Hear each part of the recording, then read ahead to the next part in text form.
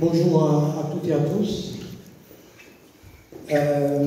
Mesdames et messieurs les représentants de l'État, monsieur Gouer-Marie, vice-président du conseil départemental, mesdames et messieurs les conseillers et conseillères départementaux, mesdames les sénatrices, madame la députée, monsieur le député, mesdames et messieurs les conseillers régionaux, monsieur le président de la communauté des communes Tarbes-Lourdes-Pyrénées, maire de Tarbes, monsieur le vice-président du CROSS Occitanie, mesdames et messieurs les élus, mesdames et messieurs en vos grades et fonctions, mesdames et messieurs, chers amis. C'est avec un peu de stress, mais un grand plaisir que je vous accueille au nom des 9 comités départementaux hébergés dans cette maison du sport 65.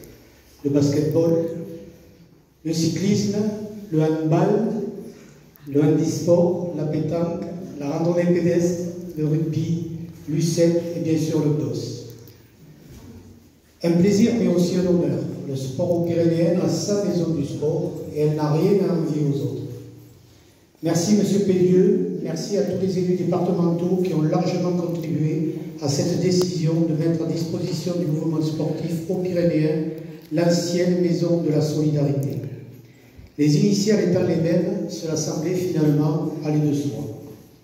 Merci également au service de l'État, au préfet Rodrigue Furcy, parti vers un autre territoire, à ses équipes, à la DSDRN et en particulier à Claudie Rosé pour leur aide dans ce dossier.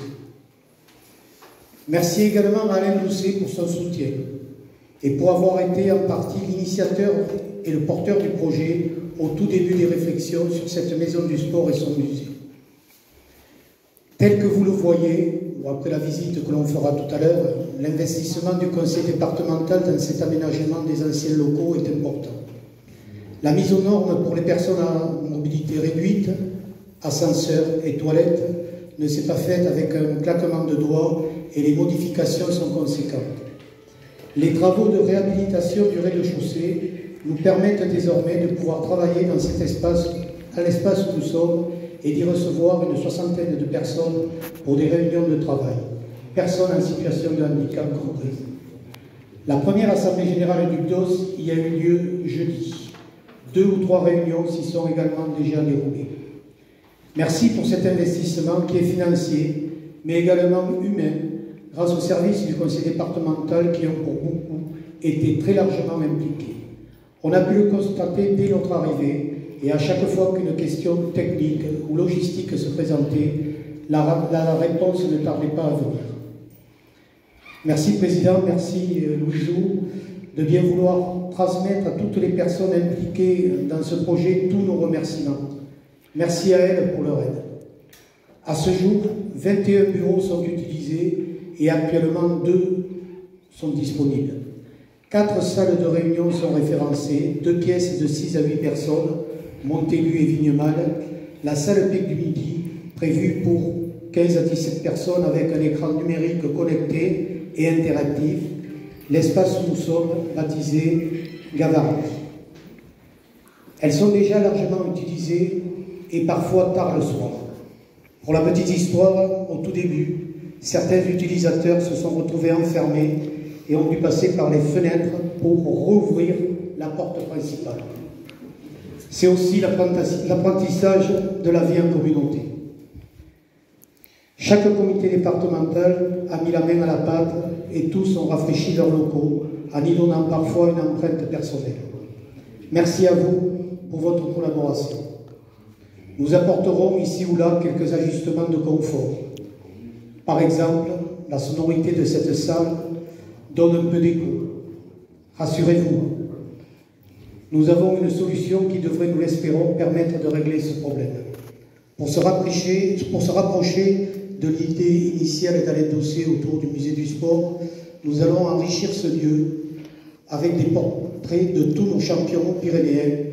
Chaque comité des disciplines affiliées au CNOSF va être sollicité pour nous fournir un portrait et le palmarès de tous leurs champions. Les grands dirigeants et notamment les présidents des fédérations françaises seront également mis à l'honneur. J'en citerai quelques-uns: Jean Gachassin pour le tennis, Jean-Pierre Ciotat pour le basket, et bien sûr Bernard Lapassé, pour qui j'ai une pensée particulière. Je n'oublierai pas non plus Marcel Maïs, un dirigeant historique du CDOS des Hautes-Pyrénées. Finalement, je crains que la salle ne soit trop petite, mais nous trouverons une solution. Le site est grand.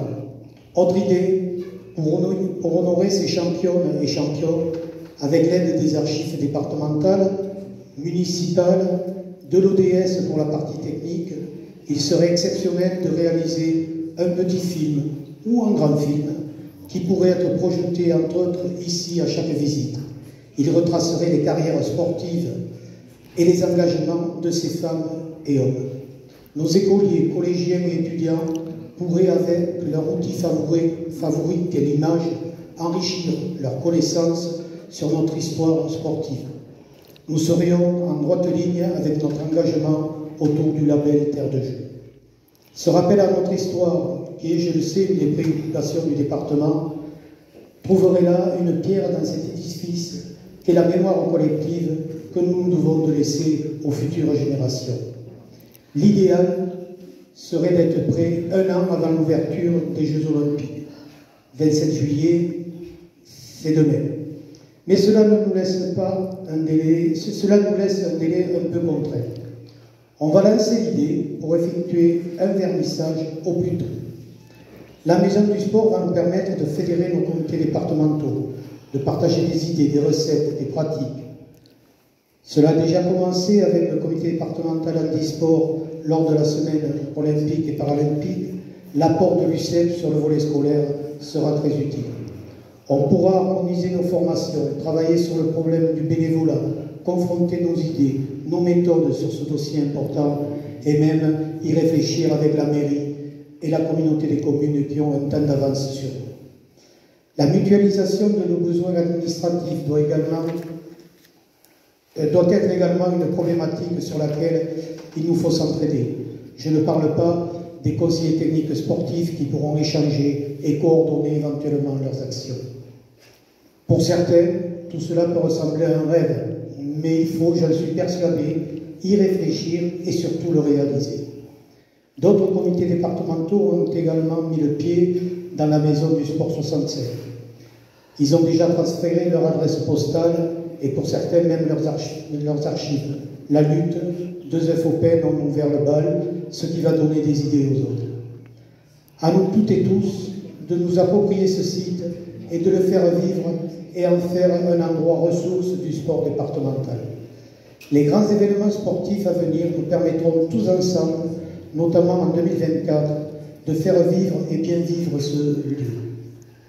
Une mini fan zone, ici, pour partager les émotions des vainqueurs et surtout des vainqueurs bigourdants, on va y réfléchir. Placé à 2 pas de ce nouveau lieu emblématique du sport qu'est l'usine, cela permettrait, s'il en était besoin, de conforter la collaboration avec les services des sports de la mairie et de l'agglomération. Merci, Monsieur le maire, pour votre présence, qui démontre une fois de plus l'intérêt que vous portez au sport et à son département. Merci également aux parlementaires pour votre présence cet après-midi. Nous y sommes très sensibles et nous comptons toutes et tous sur votre soutien.